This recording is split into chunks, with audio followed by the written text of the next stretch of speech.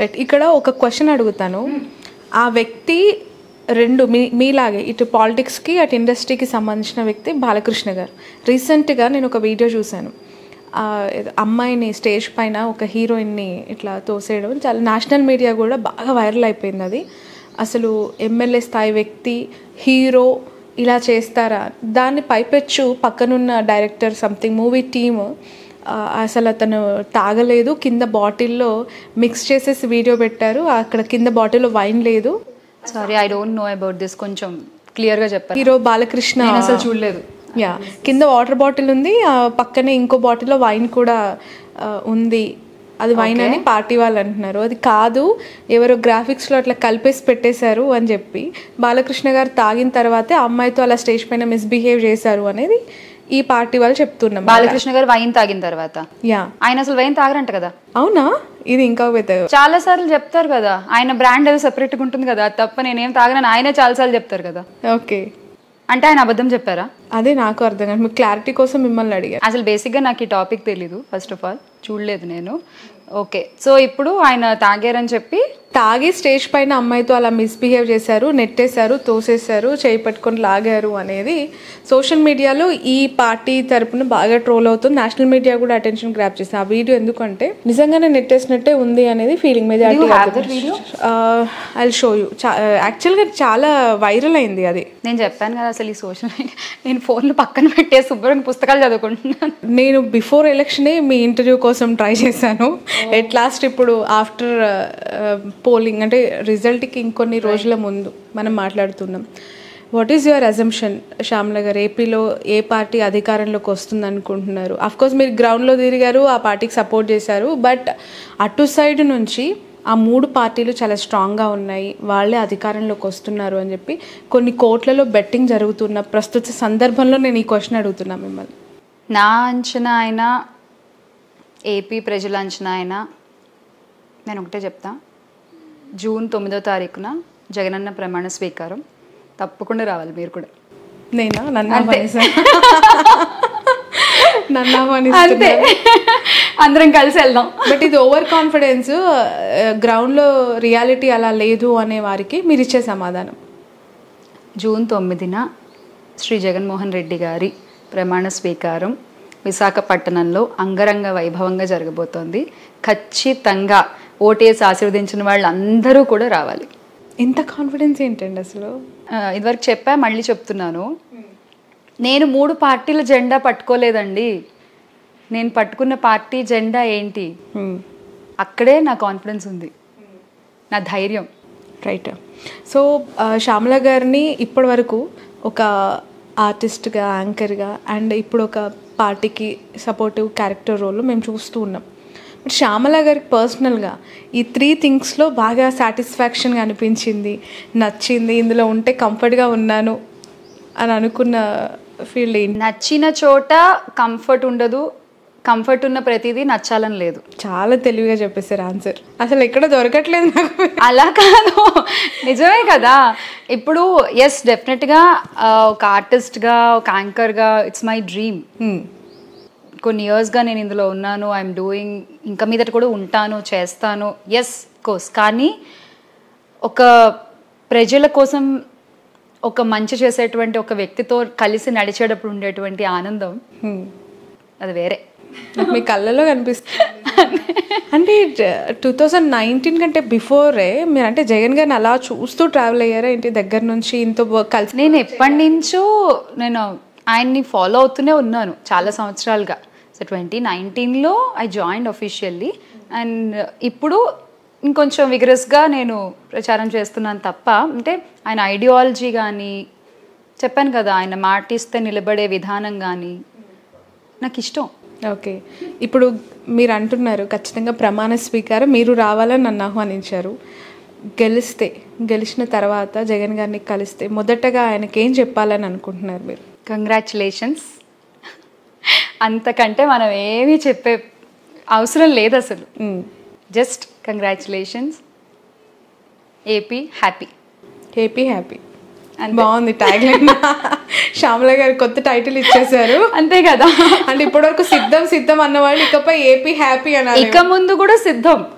సంక్షేమ పరిపాలనకి ఇక ముందు కూడా సిద్ధం.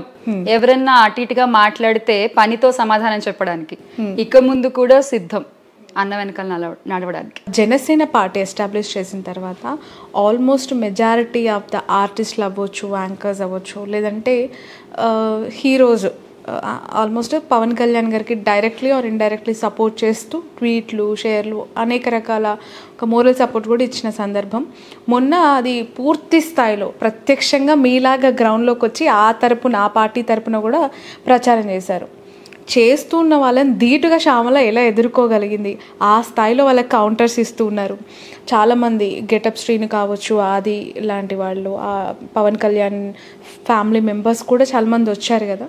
ఏంటి మీ ధైర్యం అలా వాళ్ళకి కౌంటర్స్ ఇచ్చే? ధైర్యం ఏముందండి, మనం చేసిన మంచి గురించి మాట్లాడాం. మనం అవతల పక్క ఎవరున్నా మన వైపు మంచి ఉంది, మనం చేసిన సంక్షేమం ఉంది, దాని గురించి మనం గట్టిగా మాట్లాడాం. బట్ ఇండస్ట్రీ అంతా ఒకటి, ఇండస్ట్రీ నుంచి పార్టీ పెట్టిన వ్యక్తి పవన్ కళ్యాణ్, అతనికి సపోర్ట్ చేయకుండా శ్యామల ఎందుకు ఈ రూట్లో ఈ ట్రాక్లో వెళ్ళింది? ఇన్ఫ్యాక్ట్ పవన్ కళ్యాణ్ గారు రాజకీయాల్లోకి వస్తారు అన్నప్పుడు నేను కూడా ఒక బయట ఇచ్చా. 10-11 ఏళ్ల క్రితమో 12 ఏళ్ల క్రితం అనుకుంటా, నాకు సరిగ్గా గుర్తులేదు. ఎస్, షుడ్ కమ్, రావాలి, ఏం చేస్తారో చూద్దాము, ఐ డెఫినెట్లీ సపోర్ట్ అని చెప్పి నేను కూడా చెప్పా. నాకు ఎక్కడా అది కనిపించలేదు, ఇందాక మనం మాట్లాడుకున్నాం ఆ విషయం. సో ఇటు పక్క చూస్తున్న మంచి కానీ ఆర్ ప్రజల సంతోషం కానీ, వాళ్ళ ప్రజలకు కూడా ఒక ధైర్యం కానీ అది అటు పక్క లేదు. ఓకే, ఎస్, వచ్చారు, అందరూ వచ్చారు, ఓకే, వాళ్ళ ఫ్యామిలీ మెంబర్స్ అందరూ సపోర్ట్ చేశారు. కుటుంబంలో ఉన్నప్పుడు డెఫినెట్గా ఒకరికొకరు సపోర్ట్ చేసుకుంటారు, చెయ్యాలి, చేశారు, ఎస్, వెరీ గుడ్. ఇష్టం ఉన్న వాళ్ళు అటు వెళ్ళారు. నాకు ఇది ఇష్టం, నేను అందుకే ఇటువైపు వచ్చాను. సింపుల్. ఓకే, అక్కడ ఇంకా నాకు అవతల పక్క ఎవరున్నారు అన్నది నాకు కనబడలేదు. నేను ఇక్కడ జగనన్నతో ఉన్నానా లేదా అదొక్కటే నేను చూసుకున్నా, అంతే. ఓకే, ఇప్పుడు నిజంగానే కూటమి లేదంటే జనసేన వాళ్ళు అంటూ ఉన్నట్టు, ఒకవేళ జగన్ గారు ఓడిపోయి అధికారంలోకి రాకపోతే అప్పుడు శ్యామలకి కొంత ఇబ్బందికర వాతావరణం ఉండే అవకాశం ఉంది కదా, ఎదుర్కోగల ఎలాంటి ఇబ్బందులు వస్తాయంటారు? అంటే లైక్ ఇప్పుడు మీ ప్రొఫెషన్స్కి ఏమైనా అడ్డు తగిలే వాళ్ళు కావచ్చు, పుల్లలేసే వాళ్ళు కావచ్చు, ఆపర్చునిటీస్ రాకుండా దూరం చేసే వాళ్ళు కావచ్చు. ఎందుకంటే అది ఒక మెగా కాంపౌండ్, ఒక పెద్ద ఆర్గనైజేషన్. అదే చెప్తున్నానండి, అలాంటి ఆలోచన, అటువంటి ఒక బుద్ధి ఉండేవాళ్ళు అయితే వాళ్ళు అవసరమా నిజంగా ఏపీ ప్రజలకి? అలాంటి ఒక ఆలోచన వాళ్ళకు ఉంటే, అంటే ఒక మనిషిని మీరు ఒక పార్టీతో ఉన్నందుకు లేదు వద్దు అనేటువంటి ఒక స్వభావం ఉన్న వ్యక్తులు మీరైతే అటువంటిది అవసరమా? ఇక్కడేమీ మనం పార్టీలు చూడట్లేదే, ఇక్కడేమీ మనం కులాలు చూడట్లేదే, ఇక్కడ జగనన్న ఏమీ ఈ పలానా వాళ్ళకి మాత్రమే చేస్తాను అనేం చెప్పట్లేదే. పార్టీలకు అతీతంగా, కులాలకు అతీతంగా ఈయన పనిని చేసుకుంటూ ముందుకెళ్ళిపోతున్నారే. మీకు నిజంగా పార్టీలు పట్టింపు ఉందా? రైట్. మేము శ్యామల గారి తెరకి పరిచయం అయినప్పుడు ఎలా చూసామో 2024లో కూడా అదే ఫిజిక్, అదే మెయింటైన్. ఏమీ లేదు, శుభ్రంగా. ఎలా మెయింటైన్ చేస్తున్నారు అసలు? ఏమీ లేదండి, చక్కగా బ్రాహ్మణ భోజన ప్రియ అని చక్కగా తింటూ ఉంటాను. ప్యూర్ వెజిటేరియన్ అంతే. ఓకే, ఏమి ఇష్టంగా తింటారు శ్యామల గారు? ఎనీ టైం పప్పు ఆవకాయ. పప్పు ఆవకాయ ఎనీ టైం విత్ నెయ్యి ఆర్? విత్ నెయ్యి, అఫ్ కోర్స్. అది లేకపోతే ఈ రెండు కూడా వద్దు నాకు. అంటే మీరు బ్రాహ్మణ్, మీ హస్బెండ్ రెడ్డి కమ్యూనిటీ, ఇన్ జనరిక్గా ఏమైనా ఇష్యూస్ వచ్చాయా ఈ ఫుడ్లో కావచ్చు, ఈ కల్చర్లో కావచ్చు? వాళ్ళ ఫుడ్ స్టైల్ అంతా కొంత డిఫరెంట్గా ఉంటుంది. మీరు ఇప్పటికీ స్టిల్ పప్పు ఆవకాయ బ్యాచ్లోనే ఉండిపోయారు. అవును, నేను నేర్చుకున్నాను. నేనేమి తను తినొద్దని చెప్పను, తనేమి నన్ను తినమని అడగడు. సో ఎవరి బౌండరీస్ వాళ్ళకు ఉన్నాయి, ఎవరి కోసం ఎవరు ఏది మానేలేదు, అలవాటు చేసుకోలేదు. ఎప్పుడు అనిపించలేదా ఒకసారి టేస్ట్ చేద్దాం? అస్సలు ఫోర్స్ చేయడం కానీ ఏమీ లేదు. తాను కానీ వాళ్ళ ఫ్యామిలీ కానీ ఎవరు లేదు. ఓకే, పర్సనల్గా శ్యామల గారు మీ మ్యారిటల్ లైఫ్లో కూడా చాలా డిస్టర్బెన్సెస్, అంటే మీ పైన కేసెస్ అవ్వచ్చు, ఇంతకుముందు జరిగిన అనేక ఇష్యూస్ ఉన్నాయి కదా, ఎలా తట్టుకొని ఈ జంట ముందుకెళ్తుంది? నరసింహ గారు, శ్యామల గారి లైఫ్ ఎలా సాగుతుంది? అంటే నేను ఎప్పుడు అదే చెప్తా, ఇష్యూస్ వేస్తారు, బురద జల్లే వాళ్ళు జల్లే ప్రయత్నం చేస్తారు. నిజం ఏంటో మనకు తెలిసినప్పుడు ఇష్యూస్ ఏమీ రావు. అసలు ఇష్యూసే ఉండవు. ఈ మధ్య కాలంలో కూడా ఆ కేసెస్ని మళ్ళీ తవ్వుతూ ఉన్నారు, అవి పోస్టులు పెడుతూ ఉన్నారు. అదే పెట్టిన వాళ్ళే పట్టించుకోవట్లేదు, పెట్టిన వాళ్ళకి ఏమీ టెన్షన్ లేదు, వీళ్ళు టెన్షన్ పడుతున్నారు. పండివ్వండి, మంచిదే కదా. ఓకే, ఫైనల్గా ఎంత ఫిగర్ మీరు ఇవ్వాలనుకుంటున్నారు? వైఎస్ఆర్సీపీ అధికారంలోకి వస్తుంది అంటున్నారు. ఖచ్చితంగా